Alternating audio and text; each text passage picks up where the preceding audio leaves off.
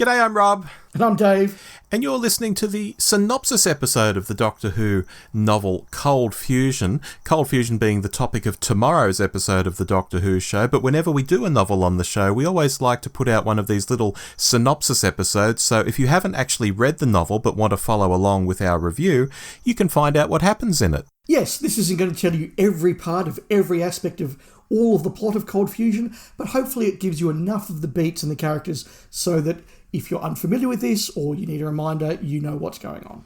Yeah, I should have said that too for people who have read it, but just thinking, God, what happened in that again? We're about to tell you. Absolutely. I'll kick us off, Dave. The Seventh Doctor travels to a snowy way station and meets Zayu Wanlei, a former prospector who recounts how he and his team came across a ghost in a cavern. A ghost suddenly appears, which Zayu confirms is similar to the one he previously saw, and they both run, but are separated after the Doctor is confronted by a war droid, which he manages to shut down. Adjudicators arrive and arrest Zayu for spreading treasonous propaganda. On board the TARDIS, a recently regenerated Fifth Doctor detects some sort of time anomaly. The ship lands on a human colony, and the TARDIS locks the Doctor and his companions out. Nyssa and Tegan book rooms at a nearby hotel, where they see two men speaking. Tegan quickly realises one of them is pretending to be Australian and is calling himself Bruce Jovanka. The Doctor and Adric go to look for disturbances in the time field. At a ski train station, they meet former Adjudicator and Seventh Doctor companion Roz, although neither knows who the other is. Roz throws the Doctor in front of an approaching ski train to make it automatically stop, so she can inspect the carriages with a time sensor. Adjudicators arrive and Roz escapes by transmat. The Doctor and Adric are arrested by the Adjudicator Provost General, Medford. The Doctor and Adric are taken to a research outpost called Scientifica. The Doctor volunteers his services as a scientific advisor to Chief Scientist Juno Whitfield and learns about a local terrorist cell led by someone called Adam, which has been targeting areas frequented by the Adjudicators to protest against their presence on the planet and the activities of the Scientifica. Offended by the Bruce Jovanka character, Tegan pretends to be his wife to get a key to his hotel room. Nyssa uses the key to investigate, but she quickly leaves upon seeing Bruce naked. Bruce later goes downstairs in the hotel and asks the robot about the two of them, learning their names and identities. Later, the Doctor and Adric escape their lodgings and explore Scientifica. They enter a room with a cryo-sleep tube, inside of which a withered old body referred to as only the patient is resting. The patient searches the Doctor's mind telepathically and learns of his birth, how he left Gallifrey with Susan, and how he has been travelling since. In a faint memory, the Doctor remembers wearing the patient's husband's ring and promising to take her granddaughter away, but he keeps her from looking further back in his mind. When the cryotube is activated and opened, the patient suddenly regenerates. Bruce approaches Tegan at dinner and she demands an apology for his stereotyping, getting him to admit his real name, Chris Quedge, and that he is undercover. They are getting along well, although when he asks her to come back to his room, she grows exasperated with him and leaves for her room alone. He then meets up with Nyssa and she invites him back to her room to talk. Meanwhile, Tegan is arrested by Adjudicators for associating with aliens.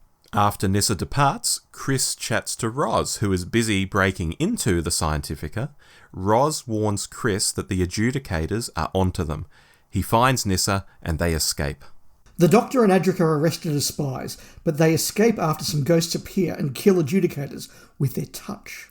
They find the patient in a medbay, and Adric surrenders to allow her and the Doctor to escape from a pursuer who turns out to be Roz. Roz discovers that Adric also knows the Doctor, and together they transmat to the cavern, inside which is an object known as the Machine. The Doctor finds and releases Tegan from her cell, and Patience, as Tegan names the patient, makes mental contact with the Doctor again, allowing him to learn about her pioneer husband and many children. The trio escape the Scientifica on a ski train. After it travels some distance, it stops at a way station for unloading. While this is happening, the Doctor and Tegan go inside the way station for a look around. they discover the remains of a massacre, including Zayu's head on a spike as a warning to other traitors.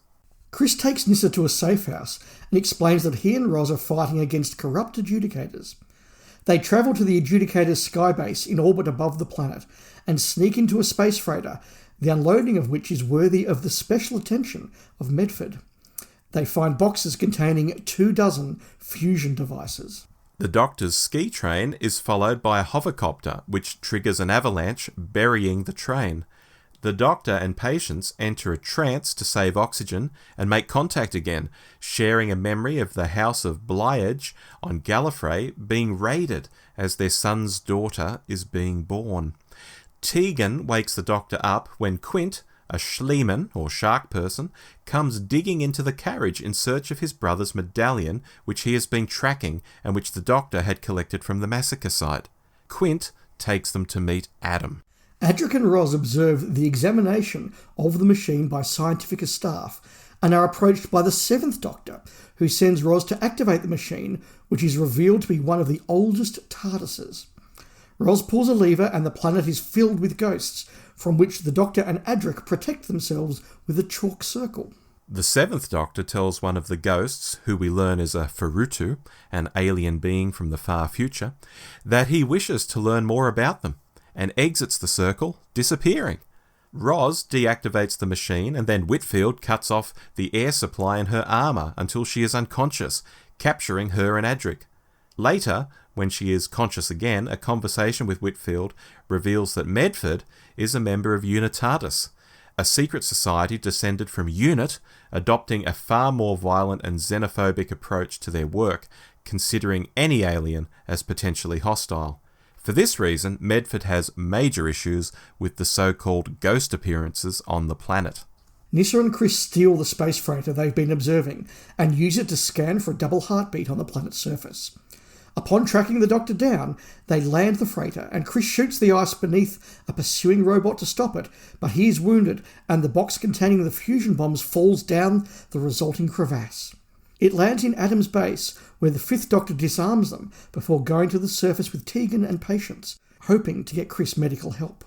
The adjudicators, led by Medford, arrive. Medford listens and agrees to the idea of returning the machine to where it came from, which, according to the Doctor and patients, will fix the time issues that have been occurring and the appearances of the ghosts.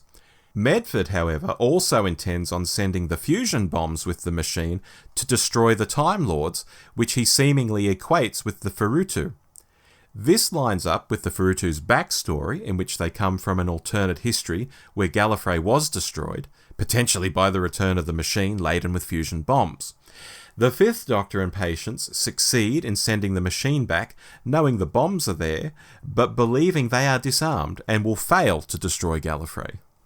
Now that the bombs are on their way, Medford, still believing the Time Lords are hostile, shoots Patience in the head to keep her from regenerating. Her body disappears, and he is about to kill the Doctor. A newly arrived 7th Doctor gets Medford's gun away from him, and the 5th Doctor uses it to stun Medford. Adam has stolen one of the fusion bombs and gone to destroy the Scientifica. However, at different times, both Doctors have reversed the polarity of the neutron flow to defuse the bombs, meaning that Adam's bomb is defused, while those in the machine heading towards Gallifrey are not. The Doctors utilise the time vortex to bring the machine back towards their location, rather than Gallifrey, attracting the attention of a Farutu, whom they trap in a magic circle and ask to freeze the TARDIS in the vortex and allow both versions of history to exist. The Farutu agrees and does so, but versions of the machine from both timelines collide, and the Farutu's universe is destroyed, stopping the 5th Doctor's plan to allow both timelines to exist alongside one another. The 5th Doctor apologises to the Farutu for what his future self has done. When the Doctors and their companions are reunited, it becomes clear that the 7th Doctor actually remembered everything that had happened, having lived through it once as the 5th Doctor, and has been manipulating things all along. Roz, then misunderstanding a cue from her Doctor, knocks out the 5th Doctor with a punch. And we'll be discussing all the implications of that in our episode out tomorrow. I want to just go on and start now, Dave. There were several moments in that where I just wanted to pause and go, so Rob, what do I think about that? No, we're doing the discussion tomorrow. So that's the summary, and we'll dive in our full episode tomorrow. Hope you enjoyed. We'll talk to you then. Goodbye. Bye.